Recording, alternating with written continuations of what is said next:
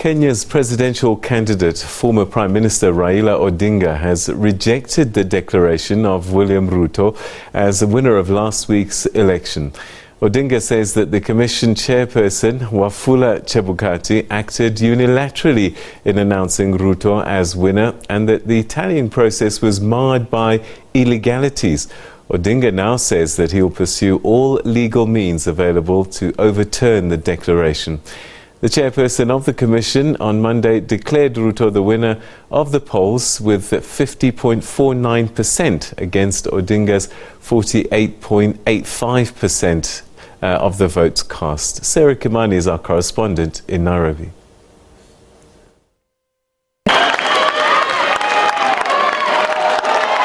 A day after the declaration of William Ruto as president-elect, his main opponent, former Prime Minister Raila Odinga, has come out to express his dissatisfaction. For avoidance of doubt, I want to repeat that we totally and without reservations reject the presidential results announced yesterday by Mr. Chebukati. His grounds for rejecting the results include claims that the chairperson of the Independent Electoral and Boundaries Commission, Wafula Chebukati, acted unilaterally in declaring Ruto the winner. What we saw yesterday was a travesty and a blatant disregard of the Constitution and the laws of Kenya by Mr. Chebukati and a minority of IEBC commissioners. Wafula Chebukati, Chairperson of the Independent Electoral and Boundaries Commission. On Monday, Chebukati made the announcement shortly after 4 commissioners of his commission walked out and disowned the results. On Tuesday, the commissioners held a press conference to explain why they had distanced themselves from the final outcome. The results of the presidential election held in August 9, 2022, declared and announced by Mr. Wafula Chebukati on August 15, 2022, belonged to himself and do not represent the declaration and announcement by Independent Electoral and Boundaries Commission. The Commission has to process the results before they are declared and announced by the chairperson. Deputy President William Ruto on Monday night, however, came to the defense of the commissioners, describing Chebukati and those who stayed behind as heroes.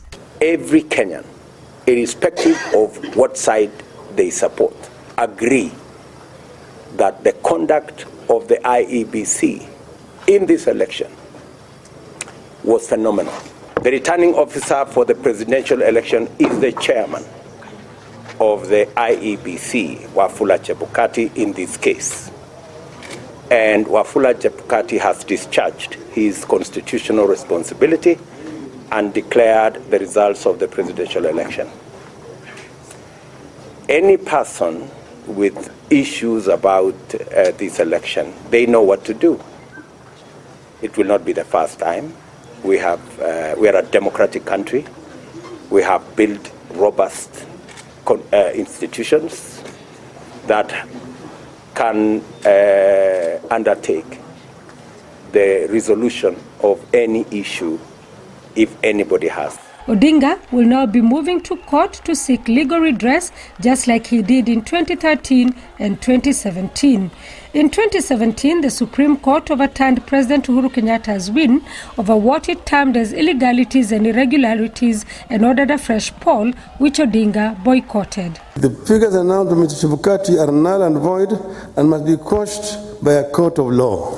We are pursuing constitutional and lawful channels and processes to invalidate Mr. Chebukati's illegal and unconstitutional pronouncement. Ruto, who says he won fair and square, says he's confident of overcoming all the legal hurdles. Unfortunately, I think there were people who did not want these results to be declared because, surely, even as we came to Bomas, it is only somebody from the moon who did not know the results. Let's be honest. Odinga and his Azimio la Umoja One coalition now have 7 days within which to file a petition at the Supreme Court. The court will then hear and determine the case within 2 weeks. If it annuls the elections, then the country must return to the ballot within 60 days. Should there be no petition, then Ruto is due to be sworn in on the 30th of August. Sarah Kimani, SABC News, Kenya. Well, for some analysis, we're now joined by Dr. Margaret Monyani, who's a lecturer of international relations at Wits University. Thank you very much indeed for joining us. Always good to talk to you. I suppose there was always going to be a winner and a loser, and that the loser was always going to question the process, no matter who won or lost. Yeah, thank you for having me tonight. Yeah, definitely this, elections are very important and important part of democracy. And Kenya being one of the most respected democracies on the continent, there will always arise issues. And for democracy to mature, questions need to be asked. And not just questions, but the right questions. So you are right, in this process, the outcome was expected that one would lose and one would get it. But then, what is the process that is leading to this outcome? And I think that is where now Raila Odinga comes in, and he says he's convinced and he has evidence that the process that was followed to during the voter tallying and counting, he thinks was marred by irregularities. And now he's thinking of going to court to seek redress.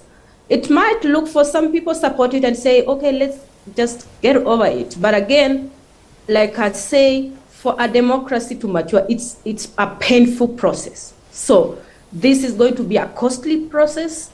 If he goes to court, just like we saw in 2017, and this particular time it's even more complicated, because if he goes to court and then they have to say nullify the elections, the IEBC commissioners that are in office, some of them, their term is ending in December.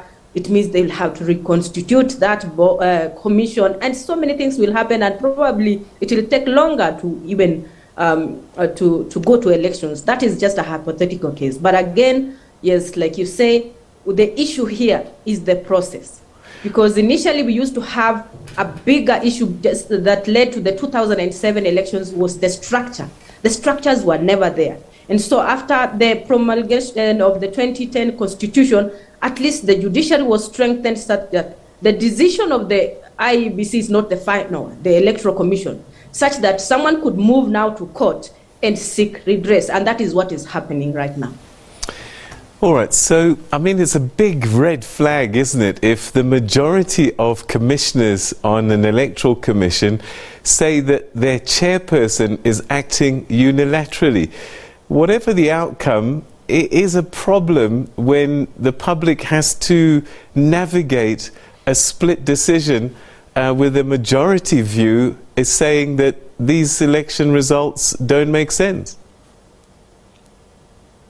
Yes, and these are partly some of the questions, some of the things that are making the process actually questionable. If the commissioners cannot agree, of course, legally, I've seen some legal commentators say that they had to agree. This is what they say, that the fact that they disagree with Chebukati doesn't make the results illegal, but actually it taints the image, and that's where it comes in. So we cannot ignore that. We need to rectify that. So it speaks volumes when commissioners are not just 2 or 1, but 4. That is more than half, because there are 7 are saying, no, we don't agree with these results. And so that prompts not just even Kenyans, but also not just Raila or the opposition as it is right now, to question that, but also Kenyans at large. Because you see, this election is very interesting, because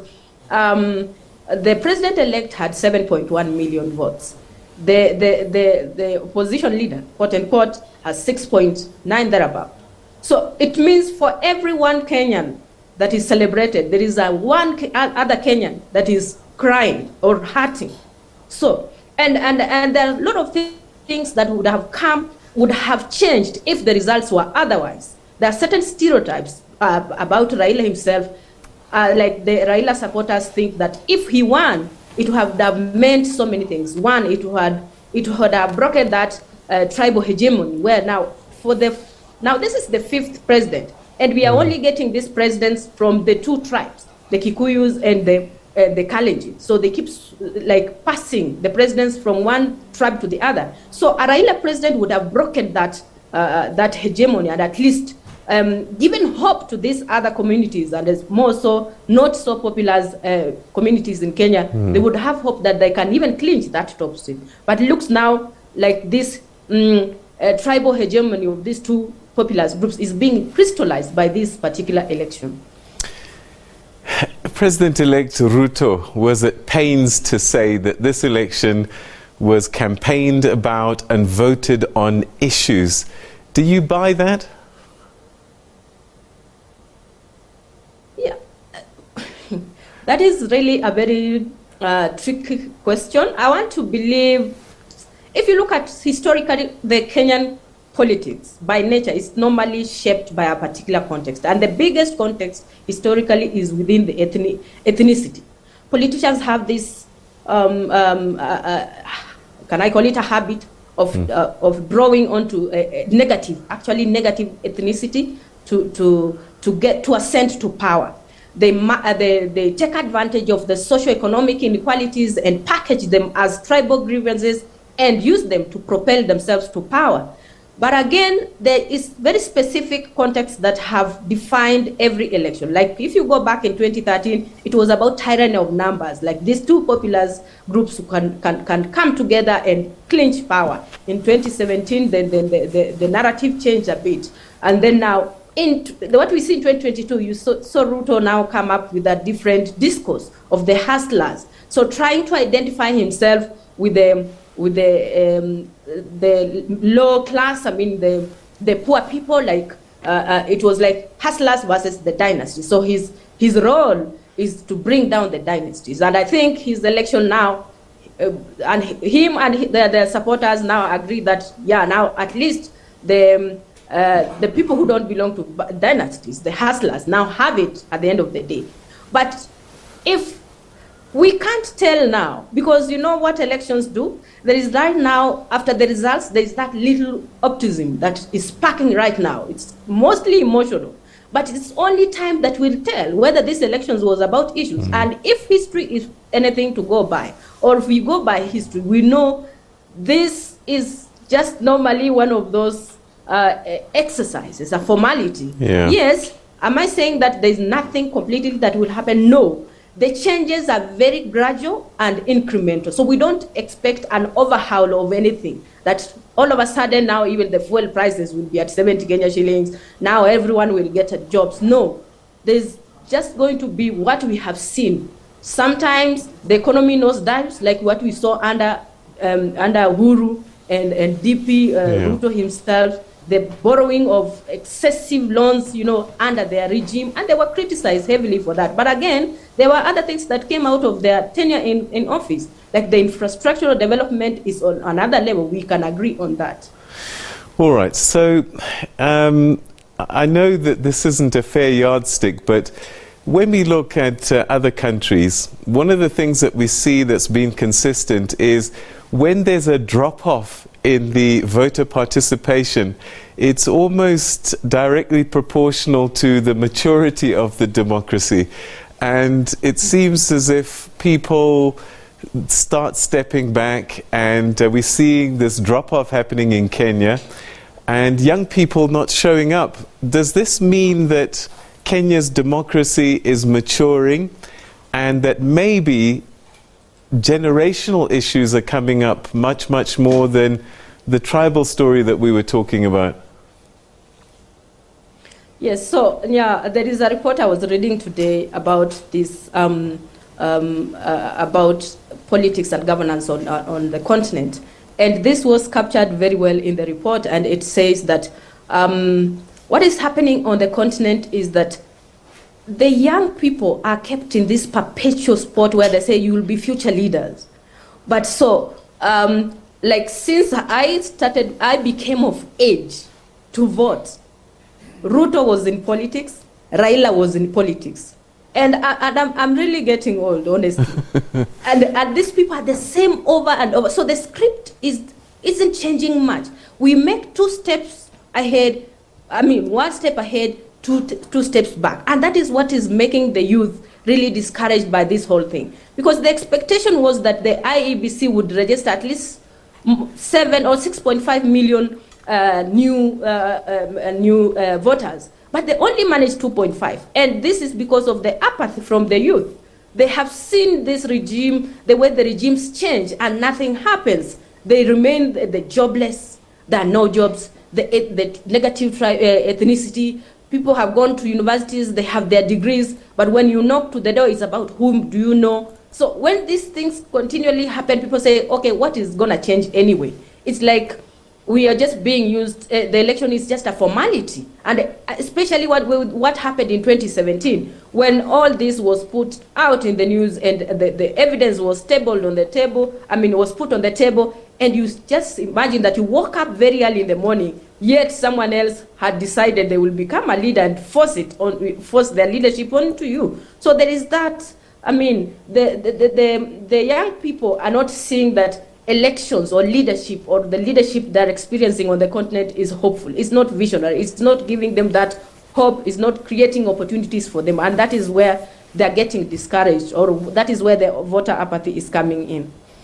Dr. Monyani, thank you so much indeed for joining us. I have a feeling we're going to have another conversation, and it's not going to be too long from now, to unpack the events of the coming days. Thanks for your time.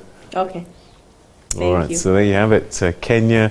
The story continues to unfold. The former Prime Minister Raila Odinga says that these results are just not fair.